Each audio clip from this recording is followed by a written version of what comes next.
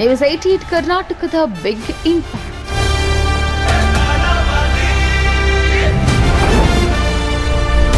ಮಡ್ಡಿಗುಡ್ಡದಲ್ಲಿ biogas ಕಾಮಗಾರಿ ಬಂದ್.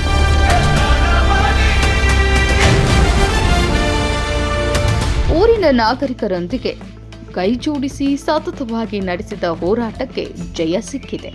ಶಿವಳ್ಳಿ ಗ್ರಾಮದ ಸಮೀಪದ ಕಸ ವಿಲೇವಾರಿ ಘಟಕದ ಕಾಮಗಾರಿಯನ್ನ ಗ್ರಾಮಸ್ಥರು ಸ್ಥಗಿತಗೊಳಿಸಿದ್ದಾರೆ. ಜನರ ಧ್ವನಿಗೆ ಬೆಂಬಲವಾಗಿ ನಿಂತ ನ್ಯೂಸ್ 88 ಕರ್ನಾಟಕದ ನಿರಂತರ ವರದಿ ಮತ್ತು ಸಾರ್ವಜನಿಕರ ಒಗ್ಗಟ್ಟಿನ ಹೋರಾಟಕ್ಕೆ ಇದು ಮಹತ್ವದ ಗೆಲುವಾಗಿದೆ.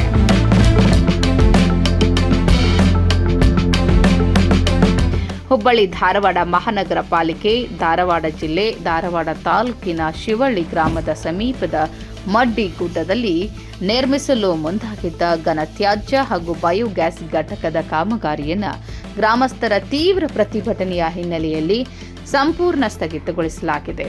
ಯೋಜನೆಯಿಂದ ಪರಿಸರ ಮತ್ತು ಸಾರ್ವಜನಿಕರ ಆರೋಗ್ಯಕ್ಕೆ ಹಾನಿಯಾಗಲಿದೆ ಎಂದು ಆರೋಪಿಸಿದ ನೂರಾರು ಗ್ರಾಮಸ್ಥರು ಶಿವಳ್ಳಿ ಬಸ್ ನಿಲ್ದಾಣದಿಂದ ಮಡ್ಡಿಗುಡ್ಡದವರೆಗೆ ಪ್ರತಿಭಟನಾ ಮೆರವಣಿಗೆ ನಡೆಸಿದರು.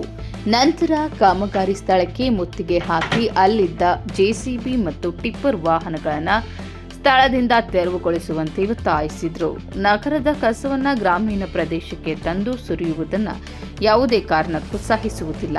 ನಮ್ಮ ಗ್ರಾಮದ ಪರಿಸರ ಮತ್ತು ಆರೋಗ್ಯದ ರಕ್ಷಣೆಗೆ ಹೋರಾಟ ಮುಂದುವರಿಯಲಿದೆ ಎಂದು ಪ್ರತಿಭಟನಾಕಾರರು ಎಚ್ಚರಿಕೆ ನೀಡಿದರು. ಗ್ರಾಮಸ್ಥರ ಒಗ್ಗಟ್ಟಿನ ಹೋರಾಟದ ಪರಿಣಾಮವಾಗಿ ಪಾಲಿಕೆ ಕಾಮಗಾರಿಯನ್ನು ತಾತ್ಕಾಲಿಕವಾಗಿ ಸ್ಥಗಿತಗೊಳಿಸಿದ್ದು, ಈ ಬೆಳವಣಿಗೆ ನಗರ ತ್ಯಾಜ್ಯ ನಿರ್ವಹಣೆಗೆ ಸಂಬಂಧಿಸಿದ ಯೋಜನೆಗಳ ಕುರಿತು ಸಾರ್ವಜನಿಕರ ಅಭಿಪ್ರಾಯಕ್ಕೆ ಹೆಚ್ಚಿನ ಮಹತ್ವ ನೀಡಬೇಕೆಂಬ ಸಂದೇಶವನ್ನು ನೀಡಿದೆ.